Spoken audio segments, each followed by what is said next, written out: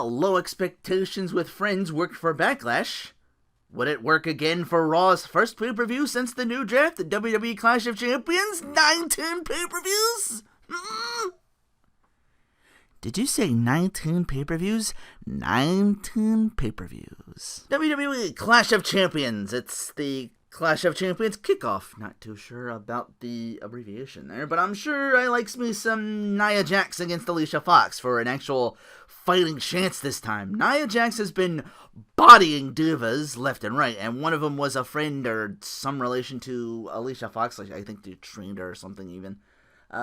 Fox gets upset and goes crazy on her, which may have not included kayfabe throwing a bunch of stuff around, just being like, huh? Get out of my face, inadvertently hitting Nia Jax in the face with a tissue bag.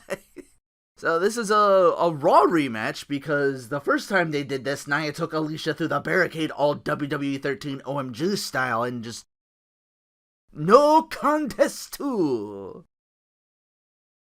So more of a match this time, but same result, Alicia left laying. So much so that at Keep It 5 Star was tweeting when Alicia woke up, she's opening her wedding planner book and starting from scratch. And that's all I have written down, honestly. I was, like, enjoying this with a couple more people this time.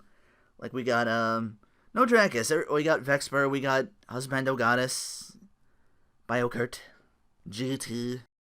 So, yeah, I actually don't have a whole lot written down, so I'm just kind of going on memory of what I've seen and what I transpired. So if it's like so at least it'll be short again, I guess, because I don't know. But yeah, the tag champs out first. It's a Raw pay-per-view. Yes, it is. Well, okay, I let it slide because they're out there to do their comedy thing, which they're actually good at, as opposed to their opponents, the club who's been nearing dead in the water status. They're supposed to be these comedic heels. They had like a whole like they do the thing on Big E where they like hit his nether regions and the ring post, and so now they're like collecting testicle samples. Just like, we coming for your balls or whatever. And they had like I'm like, oh, it's like the lowbrow humor of the Attitude Era. I'm like, come on, guys, come on. And so yeah, then there was that one segment with the Old Day, which, like I said, died a death and never recovered. And so the New Day just kind of, it's like, haha, it's like, we're not going to show you that. That footage has been burned. We're never going to see it again. Wow, they'll never let us show that again. Not in 100 years. Wow.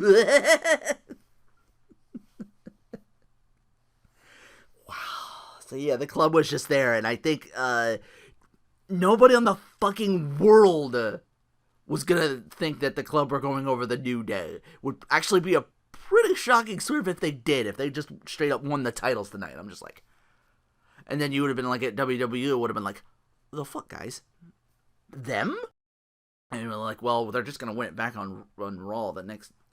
It's, like, just think of like the dumbest booking ever. That could just, ooh.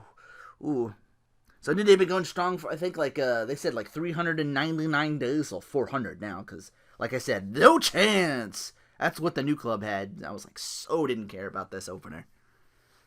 Like I said, SmackDown needs faces, Raw needs tag teams. Red Brand needs tag teams badly. On the other hand, Cruiserweight Championship up next. Like, wow, yeah. TJ Perkins, who I didn't watch the Cruiserweight Classic. I was like, so I don't know how he came up, but I think the finale was TJ Perkins and Grand Metalik. So we finally bring in Cruiserweights for, like, Raw was supposed to be getting, like, all the Cruiserweights, and so Mick Foley, like, stumbles through a promo or something. I don't know, I didn't watch it. I was taping it and fast-forwarding, because that's what I tend to do whenever Mick Foley's got a microphone. So not worth it. So instead of people just being like complaining about that, I was like, oh, cool, Cruiserweights.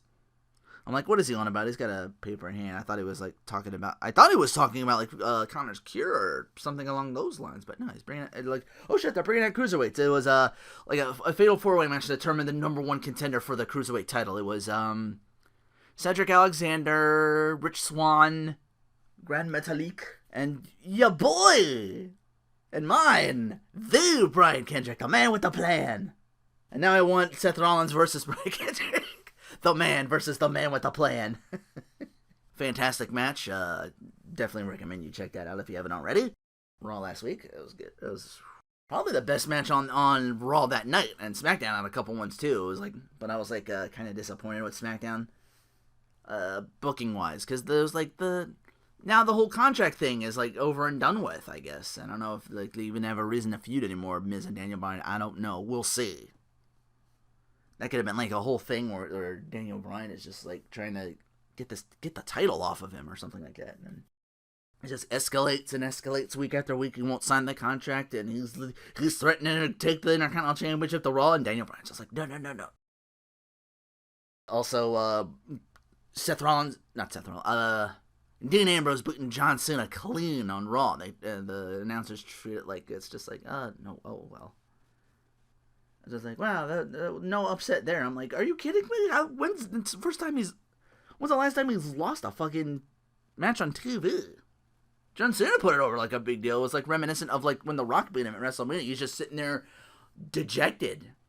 Like, I really hope they salvage that on Tuesday SmackDown as well, where they like AJ is like in his face. He's like, you can't get it done anymore, see that, or something like along those lines. Like, he's gonna start to second guess himself now. It's like, maybe this is his like last chance or something like that, or it's the beginning of like a slow turn where Cena just starts losing match after match after match, and something happens or with that. So Brian Kendrick with like the I guess it's kind of like a pirate flag, but not. I'm like, he's representing Paul Burchill, kind of looking like it in the face a little bit too, with that beard and that fucking mane. It was beautiful. Meanwhile, T.J. Perkins with quite possibly the WWE version of it was like Game Starter or something like that. It was like a health bar going up, and it was like Max Health TJ Perkins. It practically was, and I know immediately afterwards Raven Siren was like, I called dibs, and I'm like, yeah, I was in a call with my friends, and everybody was just basically like, this is just straight up Dr. Wiley's to make the Okusenmon, make the Mega Man 2. Like, everybody knows that one. I'm just like, I hope he comes out at WrestleMania as like Airman. He's just floating around. You can't defeat TJ Perkins. But yeah, that is, I could tell in his head he was like trying to think like, oh, which one's the more meme worthy, that or Okusenmon, that or because it's really either or, to be honest. That should be opponent come out. It should be like Airman. You can't defeat me. I joked with friends, I want to see him come to WrestleMania dressed as Mega Man and the Mega Cannon, and he wanks his arm like Roman Reigns.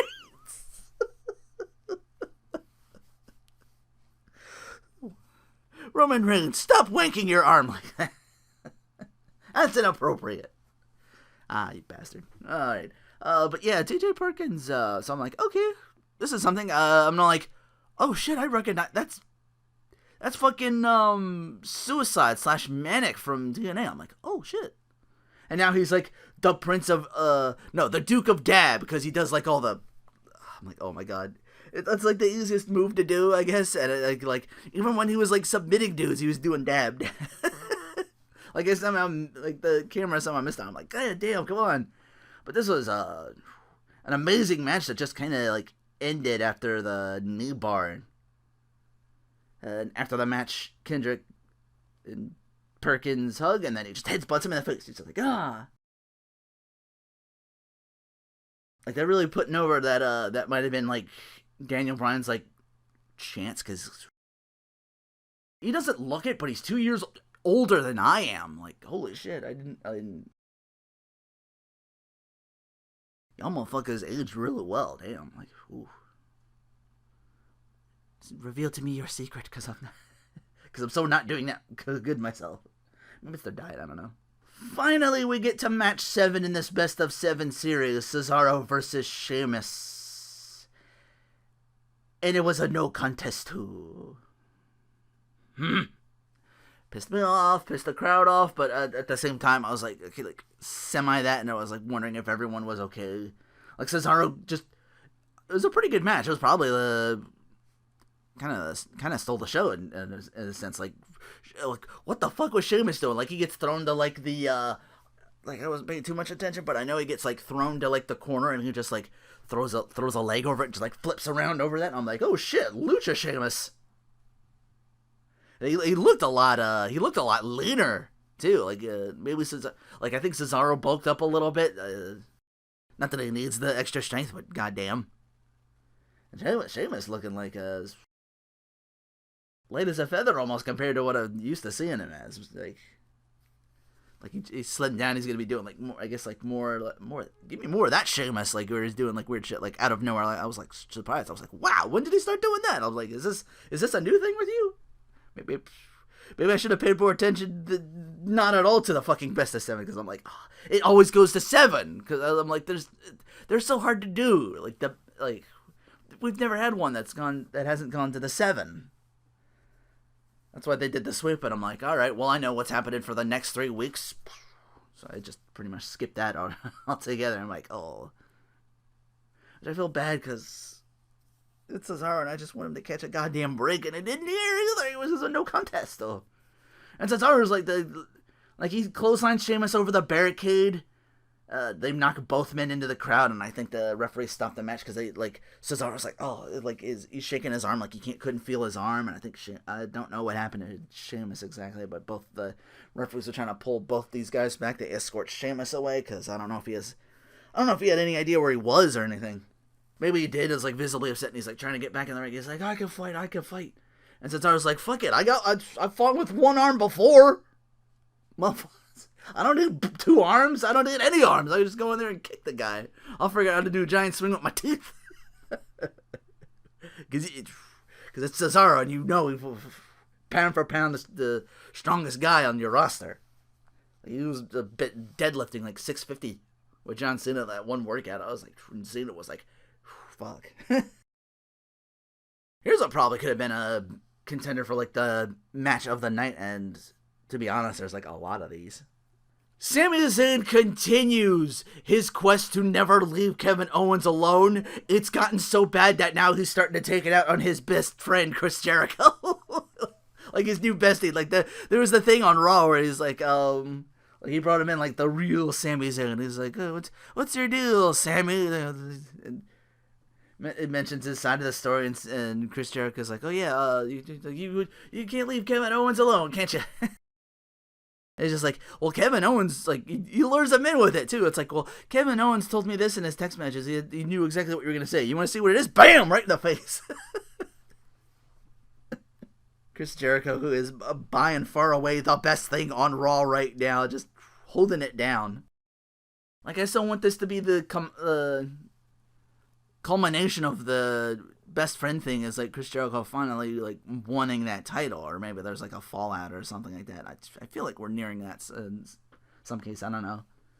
Like Chris Jericho's gonna get like sort of wanderlust or something like that, or maybe he stops being like, or maybe they start like butting heads after a while, like kind of like RKO kind of did for a while.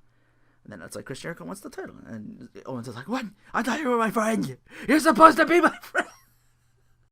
Man, Zayn was off his game this night. I don't know what happened. Maybe it was like the big crowd or something. Yeah, but he like, well, I think one was like Jericho. Like he did like that corner where he flies to the ropes and does like the DDT. I think Jericho like caught him like above him or something like that. He went a little too high up or something, and so that got botched. I forget what else got botched, but Botchamania. We were saying like they're gonna have a field day with this one, especially that match. I think a little bit of the next match as well, but Jericho beat Zayn and he was like in tears or something. I didn't get this. He was like in tears, like he won like a hard fought match or something. I don't know. I was like, why are you crying, bro? It's like I don't know. I was thinking like I wanted to put him over so bad. I think either me or someone in the chat said that. Like I wanted to put him over so bad, but they wouldn't let me. But that was the gift to Jericho. By the way, Jericho comes out with like oh my god, the healedness. Like how state of your fucking douche stash, bruh. Jesus Christ. It's like it's hard to describe, but it's like not pencil thin, but it's just like, maybe it's like a little patchy or something, like blotchy or something like that. Like it's trying to go for Errol Flynn, but it's not growing in right, so it just looks like It looks like something. It's the little things. He came out holding something in his hand, but wasn't holding anything. Like he had just like his hand was like extended. I'm like, is he holding an invisible like gift of Jericho to actually drink in? I long for the day they start selling that, like they're selling the boxes of Bootios, which, by the way, they were like literally throwing boxes of Bootios because no one's paying $12 for fucking cereal. I'm sorry. Cut your losses and put that shit on for like at least like $2.99. That's $3.99. That's like that's branded like $3.99. I would have bought like for $4, but for like $12 for cereal, fuck off. Triple threat match for the Raw Women's Championship. Sasha Banks gets taken out. She was injured during the last match between her and Charlotte. So Charlotte became your 2-time Raw Women's Champion. That's going to take some getting used to because now you have 2 Women's Championship. You got on SmackDown as well. So while Sasha is away, hey, it's Bayley! She gets the call up and she wins like her first match against Dana Brooke. She beats Charlotte clean one-on-one. You know, this time, at some point, Sasha Banks comes back, and they're like it's just like on Twitter, I have bad news or something like that, and we were all fearing the worst. And then she pulls a fucking Mark Henry on Dana Brooke, who comes out, tries to finish her off, and it's like, the bad news is, I'm okay, and I'm coming for that, I want my rematch. And so, yeah, but Bayley already has beaten her, and then there was like a thing, this annoyed everybody to no end because it was clearly a double pin, and it wasn't like the Sasha and Bayley to determine who was going to face Charlotte at the pay-per-view, and it was like a double pin, but they counted Sasha first because I guess like the camera caught it or something like that, but it was like clearly like all 4 shoulders were on the ground. It looked like it was like a double pin, and like the following week on Raw they actually addressed it. I'm like, oh, now you address it. So yeah, that's how we get our triple threat. I'm like, oh man. And these usually favor the champion, and I was like they wouldn't take it off Charlotte just to give it back or something like that. And Bayley, I'm like, it's too early. I'm like, Sasha Banks, is she gonna get all beat up and injured again or something like that? And it looked like there was like she came out with like tape surrounding her torso, and I'm like, that's gonna get ripped off.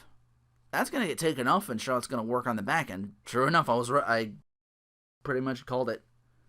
And so we get like the triple drop kick in that sequence. I'm like, that's like the really safe version of the double clothesline. Both people take each other out with clotheslines, or the crossbody where both men like jump up and lean each other and just fall over. Boom!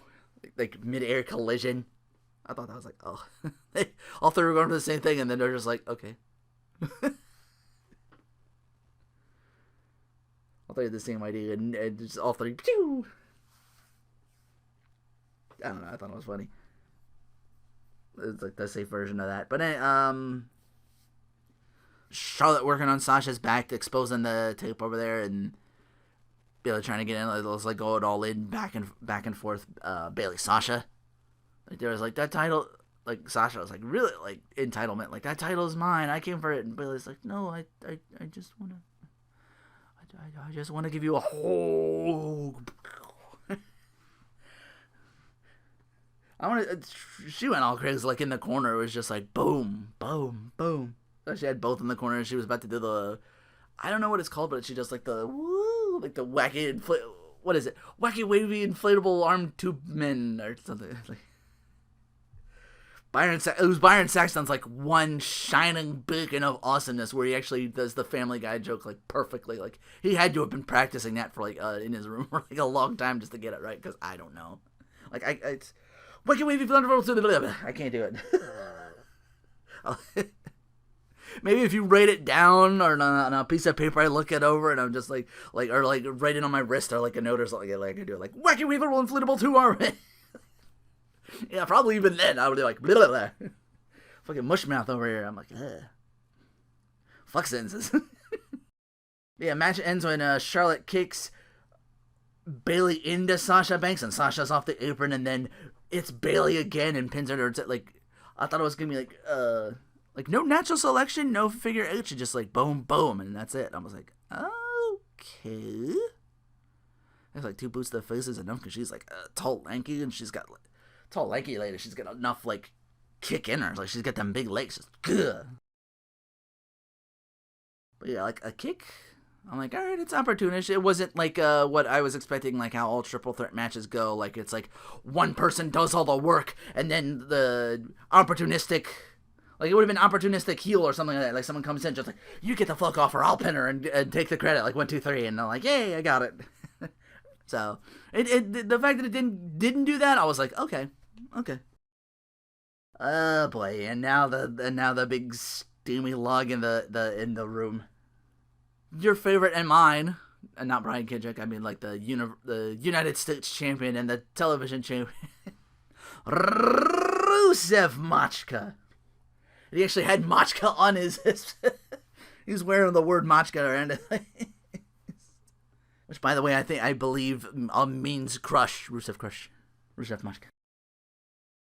Motherfucker just wanted to enjoy his wedding with Lana, and fucking stale knacker-ass Roman Reigns just trifling ass fucking, like, ruins his shit. He's just like, hey, and he's a face?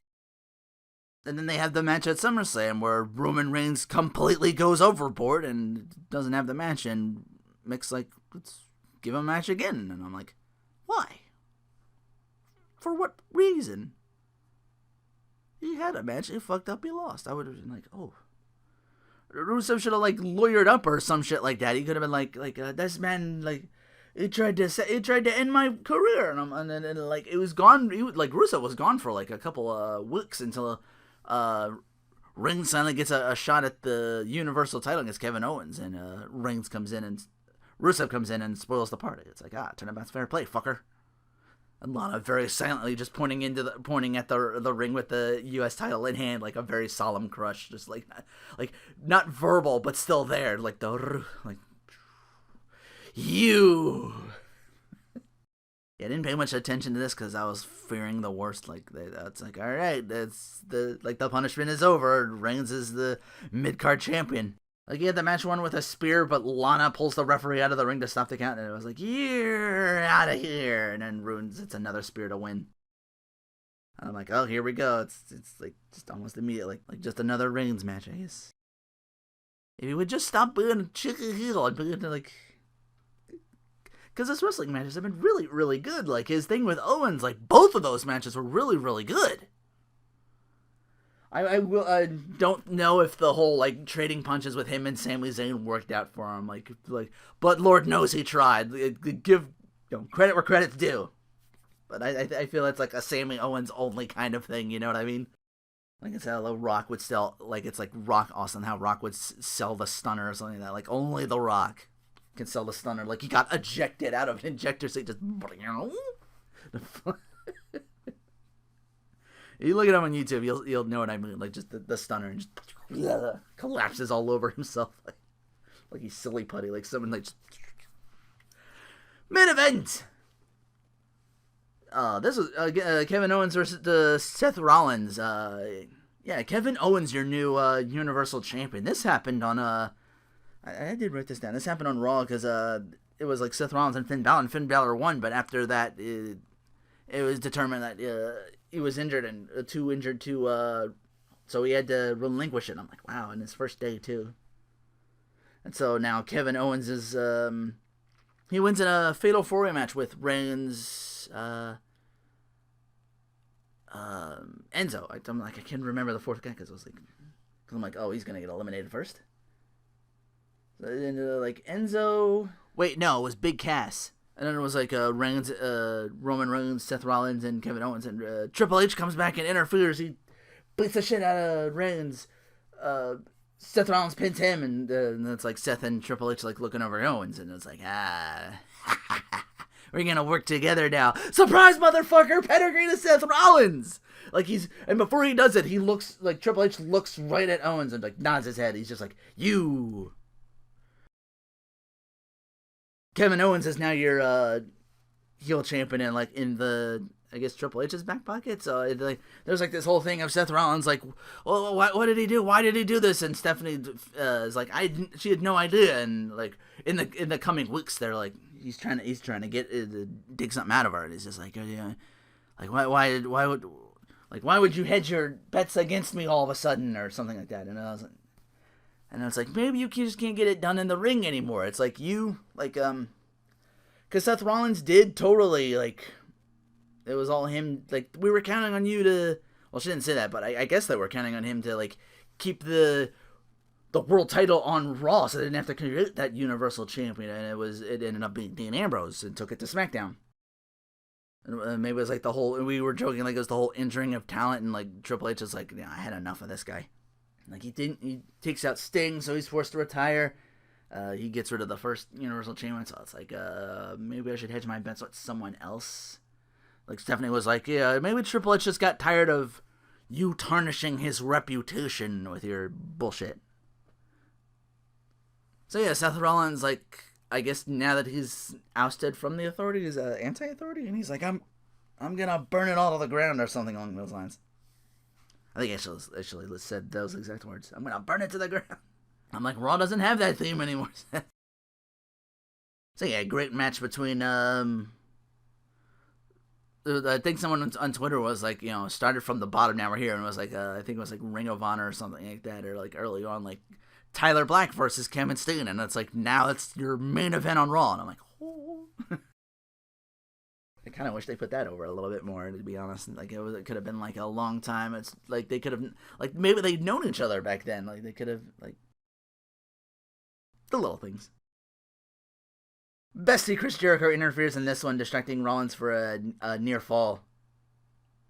Like, Rollins is still using the pedigree, and I was thinking like he would use something different, like we were saying, like when Triple H comes back, he just curb stomps him, like he doesn't give a fuck. Like just one night he curb stomps Triple H, like he brings back the cinder block and finishes it, or Triple H would do it, and then Seth Rollins comes in, and like back when Seth Rollins was like killing dudes with the curb stomp and just like putting them through like the cinder block and taking them out. So there was like that going on, and then there's like a ref bump, and it like Stephanie McMahon is out there. She comes out with another ref, and he's like, "No, don't worry about him. Get the." Like, looks over the referee. He's checking the first referee. He's like, no, get in the ring. Rollins continues to fight off Jericho. And as soon as the second referee gets in the ring, Owen snatches them, pop-up powerbomb to retain the champion. He's got so many more devastating moves that I wish was his finisher. He's like a package pile driver. Like, he does that thing where he, like, fireman's carry, like, to the knee or something like that. Like, oh, God, that looked devastating. I wanted that to, like that should be his finish. Like, shit, like, he hits so much.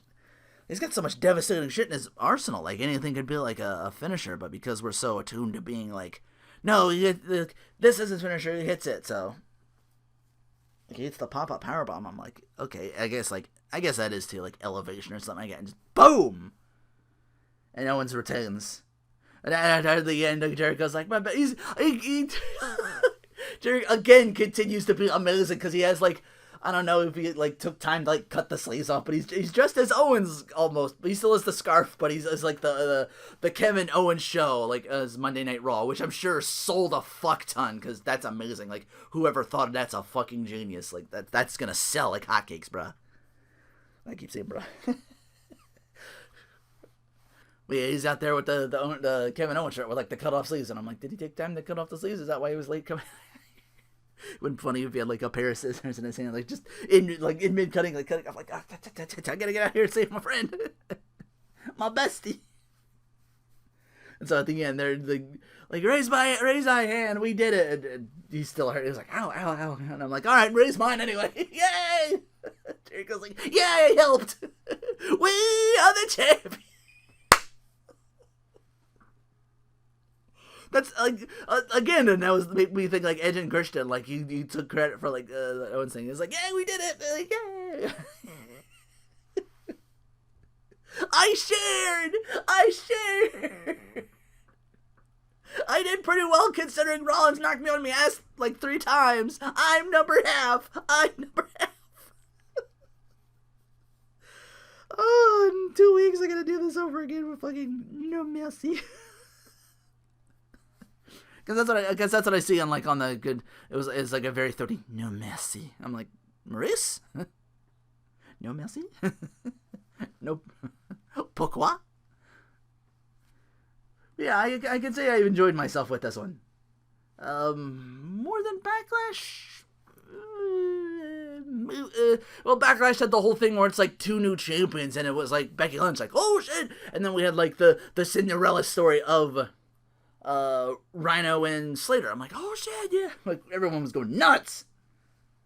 So yeah, for that reason alone, I think Backlash performed a little bit better, but Raw had like the better sounding card going into it. Like we had like SmackDown, I was like, I wasn't really feeling that one. I don't know, maybe for like one or two matches, and I was like, all right, it did pretty well for itself. And then they did it on Raw, and I was like, all right, well, let's see if they can emulate that success as well. And I'm like, okay, it was good. I enjoyed myself. Like I was having so much fun in the call. Like I was like, oh shit, it's 10:35. It's like, oh yeah, that's our main event. I'm like, oh shit.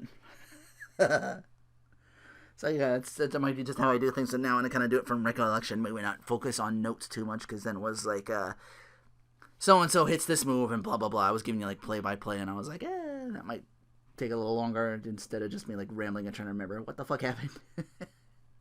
But yeah, like I said, all in all, it was a success. I had fun, and we do this again.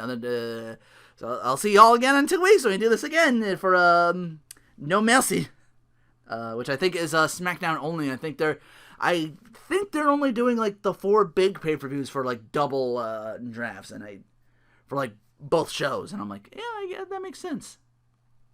So everything else is just gonna be back and forth, Raw, SmackDown, Raw, SmackDown, Raw, SmackDown, until you get to the big 4, which is SummerSlam, Royal Rumble, which again is another big one because that's on SmackDown, WrestleMania, of course, and I question Survivor Series legitimacy as the big 4 at this point. Like, I was campaigning for, like, Money in the Bank should be it, because you have, like, 2 big Money in the matches for, like, Raw and SmackDown for, like, those championships.